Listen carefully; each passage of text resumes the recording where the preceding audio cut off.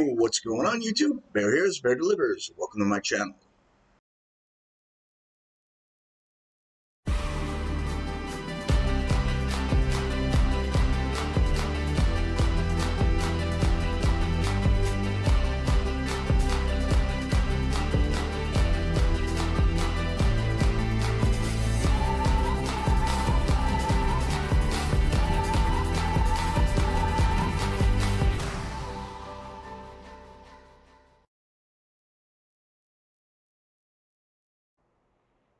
What's going on, guys? Welcome back. Got a little bit to talk about today. Big changes happening, unexpected changes happening. Starting with, well, yours truly, I'm stuck on jury duty this week for my fifth time. That's right, your boy's been on jury duty 5 times now. First time was in the mid 90s. I sat on a federal grand jury, or not a grand jury, but rather a federal trial jury in Providence, Rhode Island. The defendant was a Latin King member, and we ended up acquitting him of his charges. Second case I sat on was a domestic abuse case in Providence, Rhode Island, in state court. That went to conviction. Then, when I relocated and moved back to Detroit, Michigan, I ended up getting stuck on jury duty there in the early 2000s. I shouldn't say early 2000s. It was around 2004, 2005, so mid 2000s. Uh, that case, they ended up dropping the charges on that case. Some new evidence came up, like right after we were seated, after voir dire, and we were called in and dismissed. The judge said there was some new evidence that came to light that proved the defendant's innocence, and the case was dismissed. Thanks us, thank us for our service. Then I got out to when I moved back down to Las Vegas, Nevada. I shouldn't say moved back down to. When I moved to Las Vegas, Nevada, uh, I got called in there. That one, the defendant entered a guilty plea. He took a plea bargain on the first day of the trial, right after the prosecutor's opening comments, his opening argument there.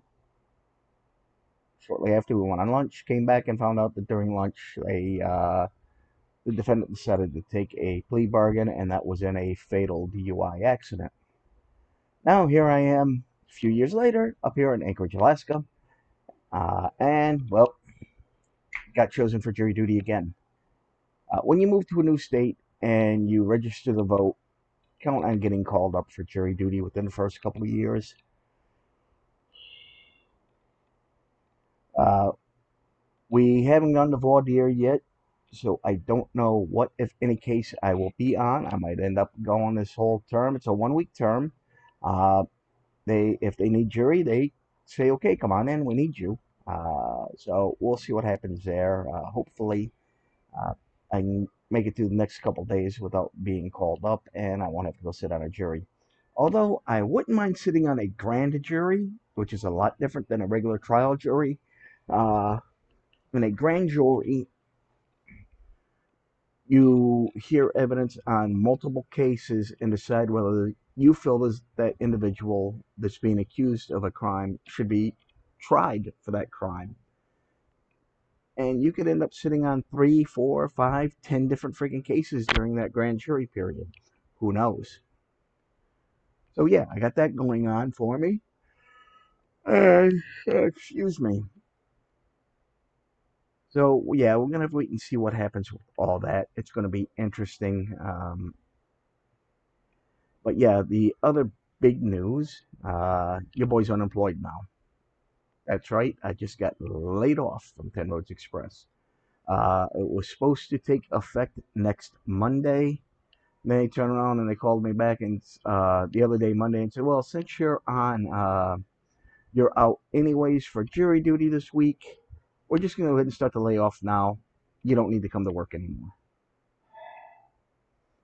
So that puts me in an extremely tight spot financially. I got like 5 different companies I'm looking at to come to work for. Uh, one of them, I do, but at the same time, I don't want the job. It's a uh, company driver. They pay 70 cents a mile. They guarantee a minimum weekly gross of $1,750 a week. So, say if you don't something break down or something happens or there's a layover or whatever, and you don't run enough miles that week to make at least $1,750, they pay you $1,750 regardless. It's 2 weeks out for 10 days home time, and they will pay to fly me from here to Vegas out to their yard in Nebraska, and then not Vegas, I'm sorry, here in Alaska. Fly me back down to Nebraska for my 10 for my 8 weeks out, 2 months. Then I go back to the yard, park the truck, take 10 days off. They fly me back home, take my 10 days, and after my 10 days, I get to fly back down and go back to work. I am considering that one. As I've told you guys before, there are two tanker companies that are also trying to get me to go to work for them. One is out of Missouri, the other is out of Florida. I really want the one out of Florida, but I just don't like that they don't do lease program, and their pay schedule is really, really weird. To make any money, you got to drive at least 400 miles a day, which is not hard to do unless you're in a tanker. They pay you $200 for any time you go into Canada. So you get a $200 border crossing. Uh, they used to pay you $200 both ways. Now it's only $200 both ways if you're loaded coming back. If you bobtail, or not bobtail, but deadhead back empty, unladen, they don't pay you for the border crossing anymore. They used to, but apparently they don't anymore, starting this year, which kind of sucked to find that out. Now, if I was already there working for them, when they made that change, I'd still get the pay both ways, but because I'm not, that one not only requires stinker endorsement, it requires hazmat endorsement, which I do have. I have doubles, triples, tanker. I have hazmat. I have my TWIC. I have passenger. I used to have the G endorsement, which is for autonomous self-driving vehicles. There was a company I was working for that was thinking about testing out a few of them, so they offered some of us a little extra money to go get our G endorsement, which you can't just go out and get. Your company has to be approved ahead of time by the state that you reside in and request that you be given the test to get your G endorsement. Up here in Alaska, there is no G endorsement, so when I moved from Nevada to Alaska, I lost that endorsement. Company I was driving for at the time ended up not getting any autonomous vehicles, but it was still nice to have that extra little endorsement on there. The endorsement I do not have and I've never had is school bus endorsement. I'm also talking to two different companies on one's a rent to own type of lease program. They are offering 80% of the gross. So 20% of the gross goes to them. It also covers your plates, your insurance, your bobtail insurance, your work insurance, your workers' comp insurance, stuff like that. Uh,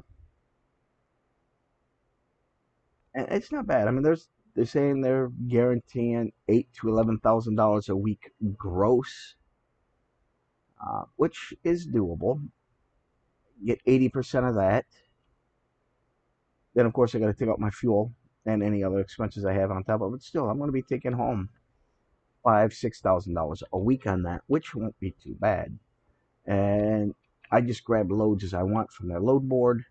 Uh, the truck lease payment, I think, was depending on the year of the truck and the model. It's anywhere from $350 to $975 a week, depending on the truck year and model. Uh, it's something I'm strongly considering, but we'll see what happens.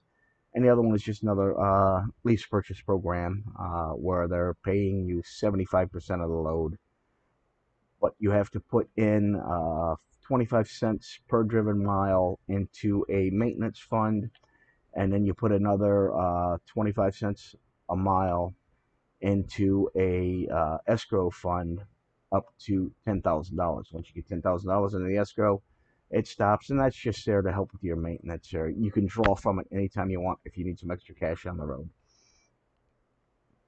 So we'll see what happens there.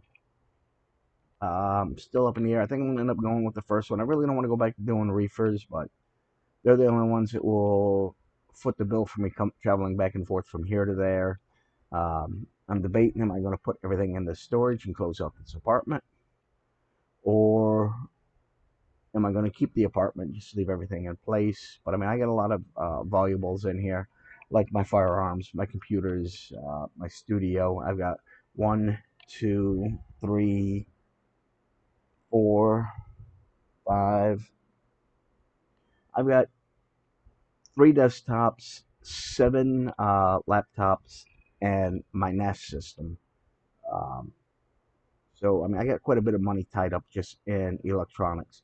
That's not including things like my 65-inch TV over here to my right, your left.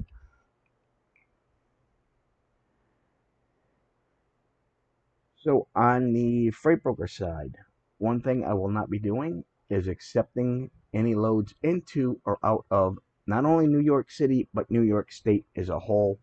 Uh, as it is, I don't do anything on anywhere on the West Coast. I won't accept the book any loads on the West Coast into or out of California, Washington, or Oregon. They're just too anti-truck, especially California. Now, yeah, there's a big thing going on with the truckers boycott in New York City over the unusual treatment of President Donald Trump in that so-called defamation case, where the woman lied and won money. Couple things here. There were a lot of reversible errors made on that. Trump will win that on appeal. The judge did a lot of things he shouldn't have done.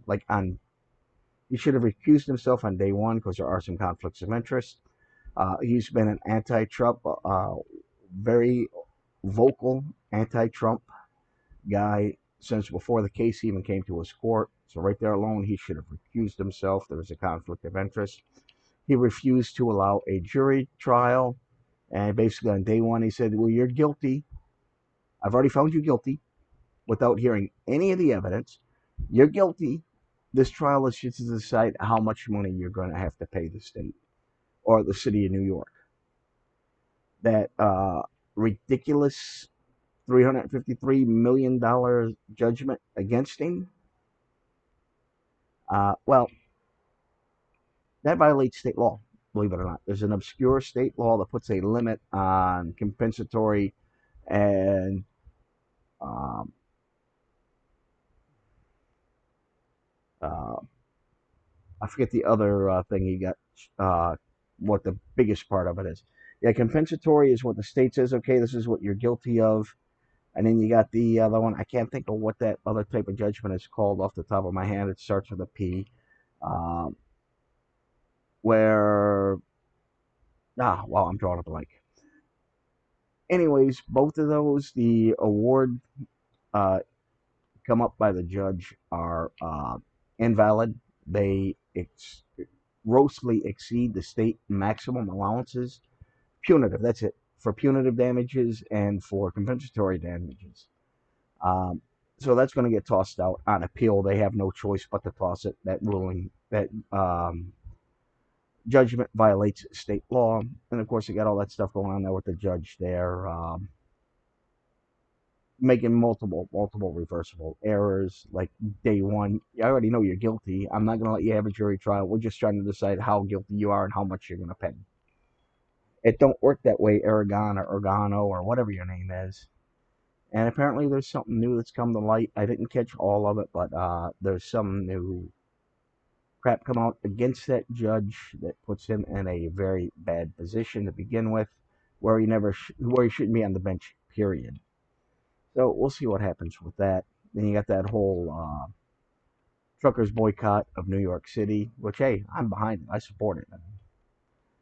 The city's crying about um, migrants and attacking cops and doing this, that, and the other thing. Well, you elected idiots that made New York City a sanctuary city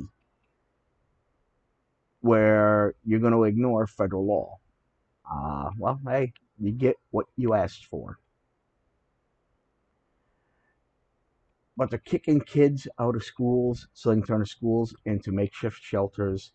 You got crime rings running rampant across the city. You got criminal migrants attacking cops. No vetting of these guys. No idea who they are, what their real names are, or anything. If they're even telling you the right countries they're coming from. All here illegally. Putting veterans out on the street to house these illegals that have no business being here. It just, it makes my brain hurt. I know I keep saying I want to keep politics off this channel, but right now, that's all there is politics.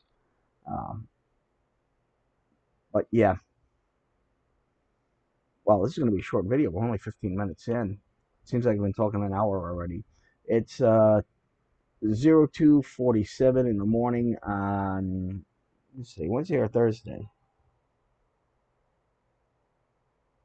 Wednesday.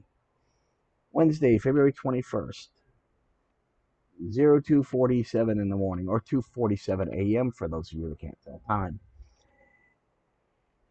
Anyways, just couldn't sleep and decided to put something out here.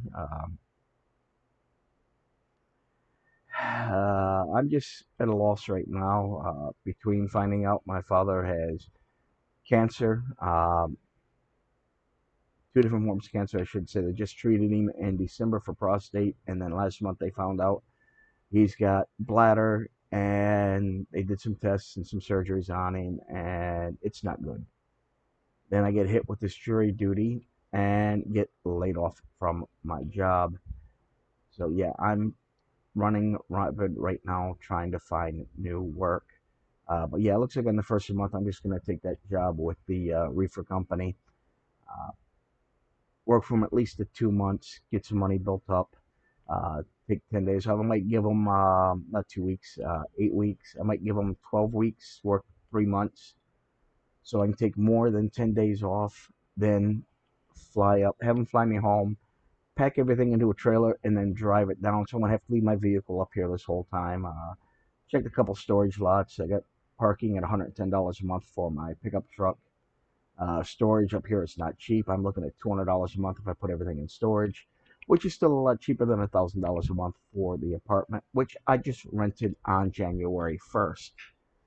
So I'm going to have to break this lease. I'm already talking to a couple places down. I've been wanting to move down to Dallas anyways. I want to move my freight brokerage down there so I can get more involved in that and get that really running. I mean, I got it up.